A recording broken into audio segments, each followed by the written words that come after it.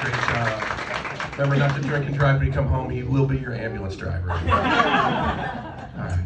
Let's keep it rolling now. A friend of mine, he does not own the lake despite the name, James Hollingsworth.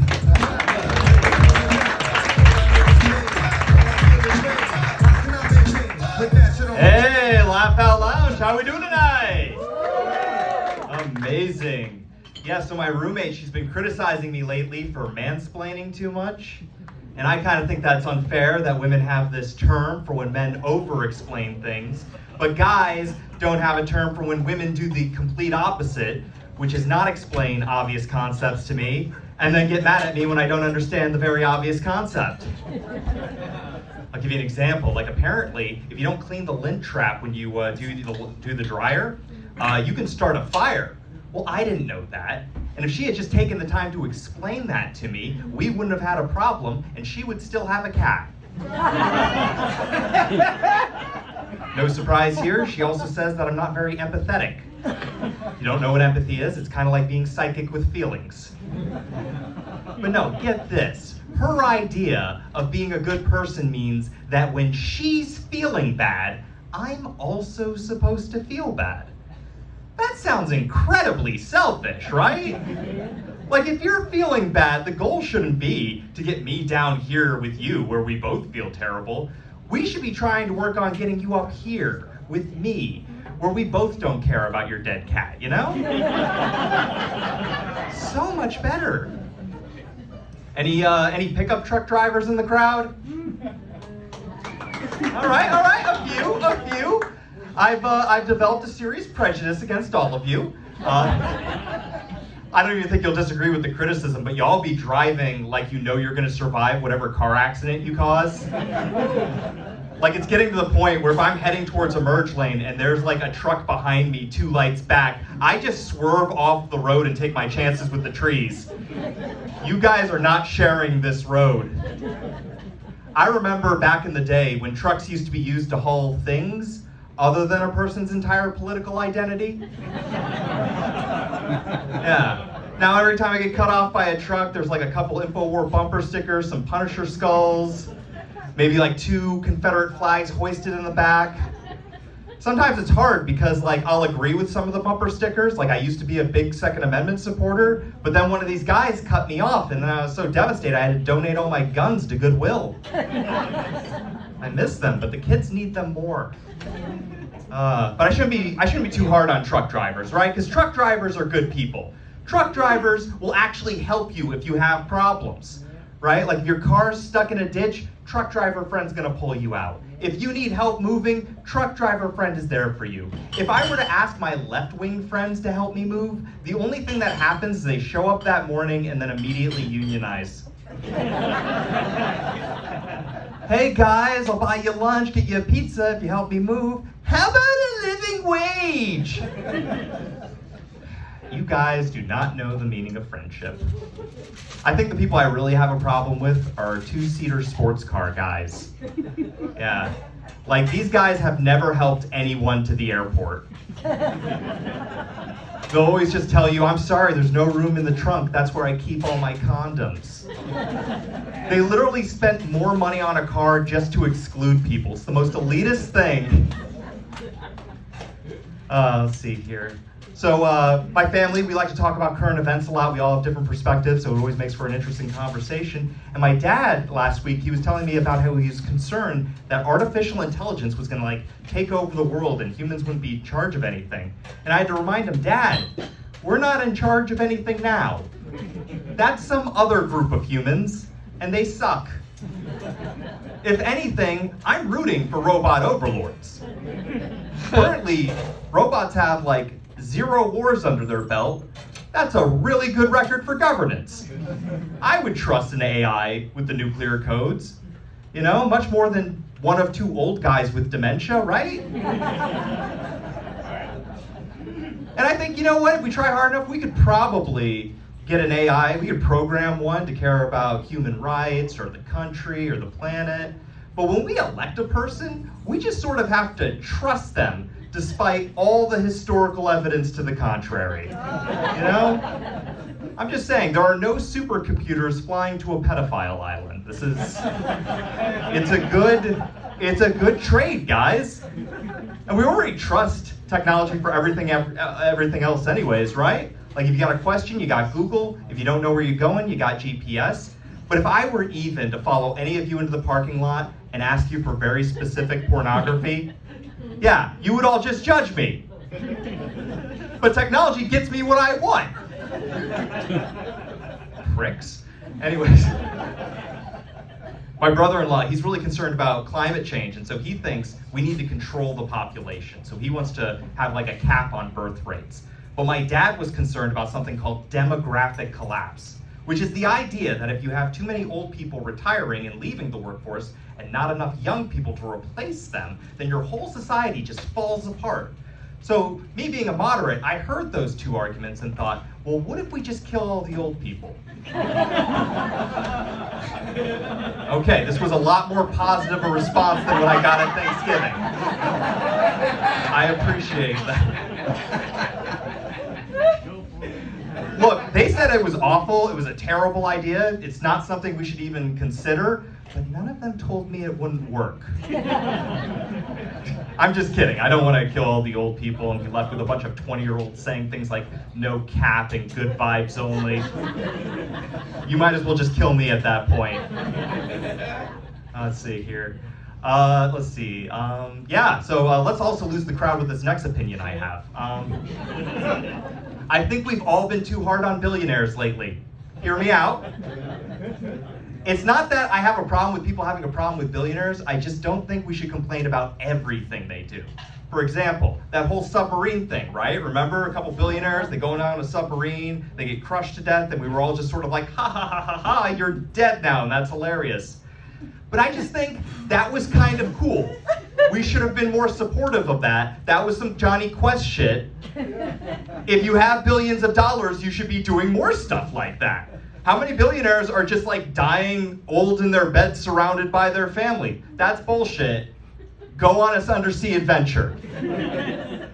Remember that Elon Musk, Mark Zuckerberg fight that was supposed to happen? Weren't we all excited about that? That was gonna make my year. But you all jumped the gun, didn't you? Yeah, you criticized him too early, and you got Elon's mother involved. That's right. Billionaires apparently have loving mothers, and then he had to back out. I needed that fight to happen. I wanted to see that. Mark needed that fight to happen. This was like his one chance to be cool, and y'all just took it from him. We are never going to get Batman at this rate. You gotta imagine there's just some poor billionaire out there. Okay, not poor, but there's just some billionaire out there looking in his closet filled with gadgets, bulletproof vests, and a cape, and he's just like, you know what, I can't prowl the streets tonight. Everyone's just gonna laugh at me. Shame. Shame on all of you. Let's see here. Another argument that happens a lot at my family, it's the most boring one, the abortion debate. I feel like we've all lived it to death, right? It's like the same cliche arguments over and over again, like it's my body, my choice, or it's a child, not a choice. I just kind of hate how it plays out, but this time we had our uncle over for dinner, and he threw us a curveball. He was like, oh, so you guys that are pro-choice, well, what about conjoined twins, huh? Can a conjoined twin kill their other twin because that's their body? I don't know if that's a good argument, but it's a lot more engaging, right? Like it's kind of like a riddle. Who knows how to answer that immediately? I think yes, right? Because it's like, what are you supposed to do if two conjoined twins start fighting? You can't just run over to them and be like, hey, break it up, you two. You kind of just need to accept one of them's got to go, you know? And plus, I think it's kind of ableist, right? Like, because if I kill someone, I at least have a shot at hiding the body. What are they supposed to do, right? Like, how would that interrogation go down?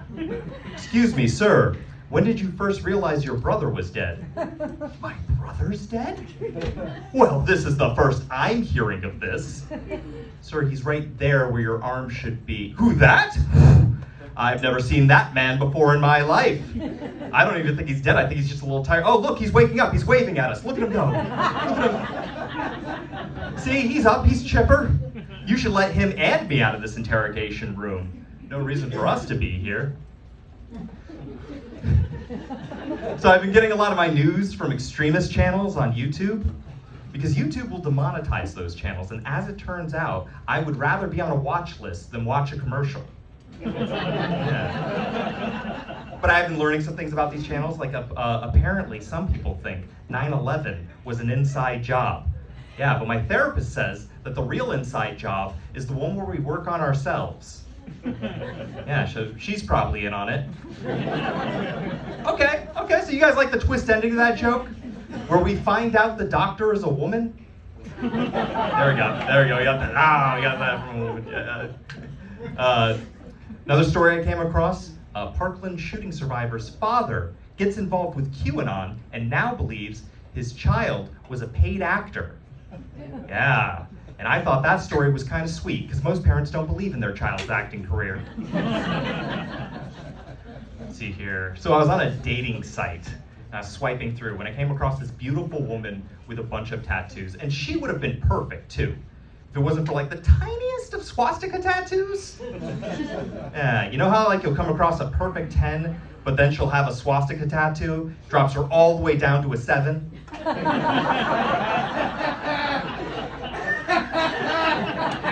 Yeah, for some people, only as low as a 9. Yeah. But the thing is, she wasn't white. So I thought, okay, maybe this is like a Buddhist swastika or a Hindu swastika, because that symbol actually means different things in different parts of the world. And when I looked closer, it turned out to be a Charles Manson tattoo. So not exactly the religion I was hoping for. My roommate, she recently broke up with her boyfriend because she found out that he was cheating on her with 5 different women. Yeah, and now he's stalking her, which is kind of ridiculous, because the whole charm of having a stalker is that they only have eyes for you, right? Like, ladies, when I stalk you, you're my one and only, right? If I'm stalking you, you're gonna get notes of affirmation found in your purse, maybe written on the fog of your bathroom mirror. You're gonna get wonderful candid shots of you in public. If you've ever seen an Instagram photo of a woman just eating and not looking at the camera or walking about her day and doesn't look like she's aware of the camera, that's not because she planned that, that's because she has a stalker who cares. But this guy, he could just be following other women on the side, the scoundrel. This is like all the dangers of a normal stalker with none of the respect. Like, ladies, imagine you're in the parking lot, some guy jumps out from behind you, grabs you, drags you to his car, and when you get there, there's already some other woman tied up in the back seat. That would be infuriating, yeah. But we should have known this guy was a bad dude from the start, because he was always really confident when he asked out women. And I feel like the only reason people are really confident when they approach the opposite sex is because they know they're going to be the crazy one in that relationship. That's why I think ideally we should all be tentatively afraid of each other when we approach, right? Like ladies, if you're talking to a guy and he seems like a nice guy, you know, you always got to keep in the back of your head that he might try to physically harm you one day. And guys, if you're talking to a girl, she might seem kind of nice.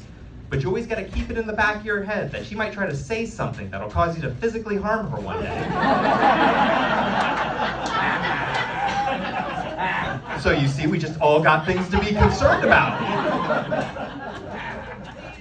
I tried getting advice from a pickup artist on YouTube, and his advice was just keep on asking out random women until eventually one of them says yes. That roughly 1 in 50 will say yes. Yeah, 1 in 50. That is very small odds. That's a 2% success rate. Give you an idea of how small that is. Consider that Stockholm Syndrome affects roughly 8% of the population. Now, I'm not saying, you know, you should kidnap women in place of asking them out. I'm just saying that's what the data supports. A better way to ask them out is to compliment their eyes.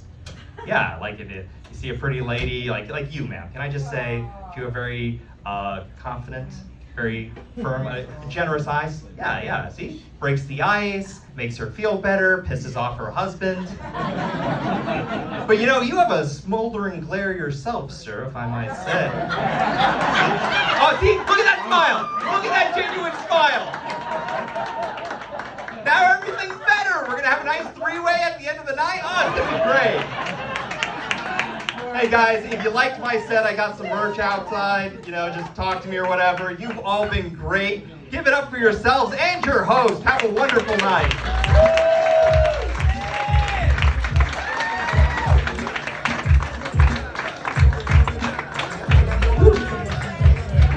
One more time for James Hollingsworth. He puts his phone number on every piece of merch, but you don't actually have to buy it. Sometimes it just appears in your purse.